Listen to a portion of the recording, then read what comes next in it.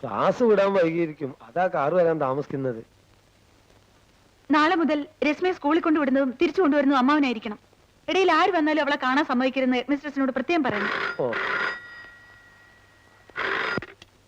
Hello, നിങ്ങൾക്ക് വേറെ പണിയില്ലേ?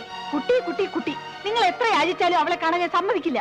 കുട്ടിക്ക് വേണ്ടി യാചിക്കാനല്ല ഫോൺ ചെയ്യുന്നത്, കുട്ടി ഇപ്പൊ എന്റെ കയ്യിലുണ്ടെന്ന് അറിയിക്കാനാണ്.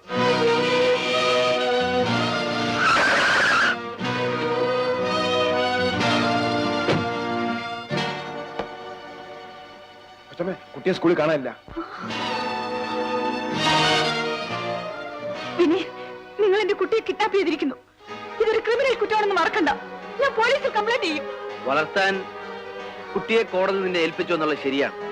എന്ന് വെച്ച് ഞാൻ അവളുടെ അച്ഛനല്ലാതാവും. ഞാൻ പറയുന്നത് കേൾക്കും. എന്റെ മോളല്ലാതെ എനിക്ക് ആരുമില്ല. അവളെ എന്റെ അടുത്തുനിന്ന് പിരിക്കരുത് പ്ലീസ്. രശ്മി നിന്റെ അടുത്ത് നിന്ന് പിരിഞ്ഞിട്ട് 5 നിമിഷമായില്ല. ആ വേദന താങ്ങാൻ നിനക്കാവുന്നില്ല അല്ലേ?